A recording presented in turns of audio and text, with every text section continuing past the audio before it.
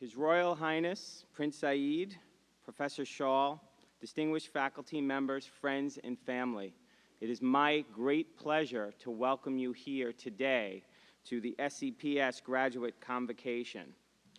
Class of 2014, congratulations. Let me hear you make some noise. Let's get that energy. You can do better than that. I want to hear you tomorrow at Yankee Stadium. One more time. There we go. Graduates, you've been on my mind quite a bit these last few weeks. During this season, it's always a time for reflection and to think about you and your accomplishments. And on Saturday, I was spending time thinking about today's event and what I would say here. And I was on my back porch, and my daughter walked out. And when I saw her, I said, "Please come, sit down." And she looked at me and she said, "Uh-oh, here we go again." I said, "What do you mean?" She said, "Dad, it's graduation season." She said, "Ever since you've been on the Board of Education, when I was 7 years old, we go through this exercise every year where we sit down and have a conversation." And it's now time to have that dialogue where you tell me that I can be all I want to be and I can do whatever it is that I want to do. You're going to talk to me about the importance of education. You're going to talk to me about my natural abilities, but how those abilities could be wasted if I don't pursue learning. You're going to talk to me about what in this world are my responsibilities, my social responsibilities, my responsibilities to myself. She said to me, and this is NYU graduation coming up, so we're going to have a conversation about your passion. She said, because you are passionate about the students in the School of Continuing and Professional Studies. She said it's almost an obsession. You're going to tell me about their strengths, their weaknesses, what reasons drove them to pursue study with you. You're going to talk about their highs and their lows and their journeys. You're going to describe them as a rainbow, but all on the same spectrum, just different colors. She said to me, you're going to then challenge me and tell me what it is that I want to do with my life. And you're going to move on and then ask me what I think you should say at this graduation. And then she said, but I have an AP coming up and I have to study. And she said, you tell me that I can be all that I want to be. She said, but I know there's one caveat. She said, the one caveat is I can be all I want to be and do what I want to do as long as you approve. And honestly, I don't have the time to debate with you free will versus predetermined fate, especially the predetermined fate of single daughters of Italian fathers. So she gave me a kiss, wished you all congratulations, and moved on. But she gave me a lot to think about, because she's right. During this time, I always reflect on our graduates and where they've been and where they've come to. And whether you are graduates of global affairs, hospitality and industry studies, translation, or another challenging and relevant field, you are all accomplished professionals. You have mastered one of life's most complex and important formulas, the foundation for a successful career. With clarity and precision, each of you has demonstrated the three essential components: talent, opportunity, and discipline.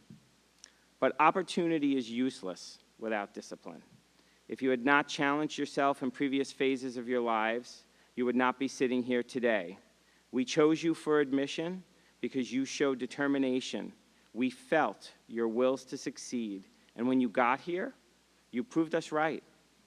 Think over the recent past. How many moments could you have gone out with friends, watched a little more TV, and instead you opened that book to study or met with classmates to prepare for a presentation? You now own your discipline with passion, and it represents in you the drive that will inspire your future customers, supervisors, associates, employees, colleagues, friends. However, opportunity and discipline need some natural talent. This is the most difficult component to grasp. Its core is unchanging and manifests differently for each person. It begins locked away, and part of your life's education is coaxing it out. You are here, about to graduate, in part because you found your natural abilities and embraced them. You put them to work, and their product motivates you and inspires everyone around you. You are entering the next phase of your lives in a moment of unprecedented international accountability. Due to the modern speed of information, even some of your smallest actions reverberate beyond your office and your city to the world. A 2-paragraph petition can catalyze fair labor wages, and a single tweet can spark a revolution. The piece of paper you will receive this week with your name in fancy writing represents your readiness to meet global industry's demand for skill and adaptability. You will operate at the cutting edge of your profession, and I am certain you will do so with integrity. I am proud of each and every one of you, and you should be proud of yourselves. I also have to thank you. Thank you for bringing to SCPS experiences commensurate with your diversity.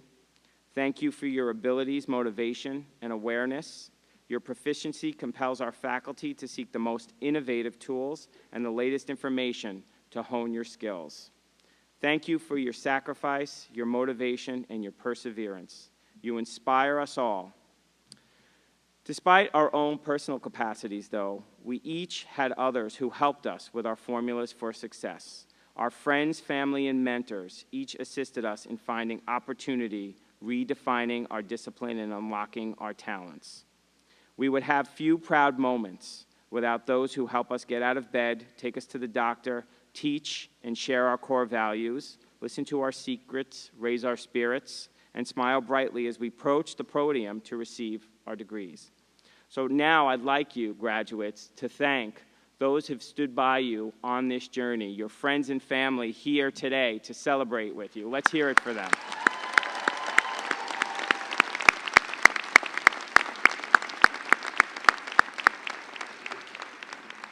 Similarly, SCPS would be nothing without its own friends. These are the generations of graduates who received their degrees, entered the workforce, who make positive changes in the world. Many of our alumni stay in touch and attend our events. Some become our faculty, and all have shaped the soul of this institution. To the alumni in today's audience and on the stage with me, representing 80 years of SCPS success, thank you. Thank you for your commitment to our institution. And last, absolutely. And last but not least, let us acknowledge the heart of this great school. I'd like to ask the faculty to please rise.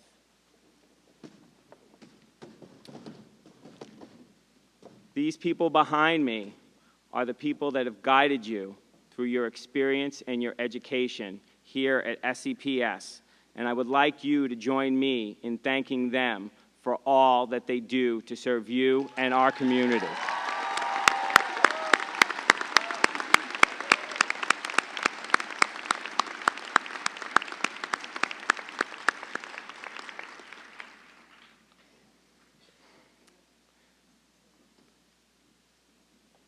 After you walk across the stage this week and are well celebrated by your loved ones, I will picture you sitting down to your computer to add a brilliant new line to your resumes. As you add that line, think about the culmination of talent, opportunity, and discipline that enabled your achievement.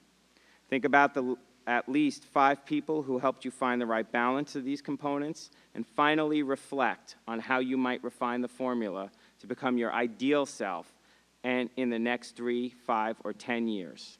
I challenge you, class of 2014, not only to find the right balance between talent, opportunity, and discipline, but to master their relationship. Discover how your talent best opens doors. Consider how dedicating your efforts might reveal new skills. I am certain of few things, but I am confident of the successful people you are today. I can only imagine with excitement and pride who you will become. Congratulations, class of 2014.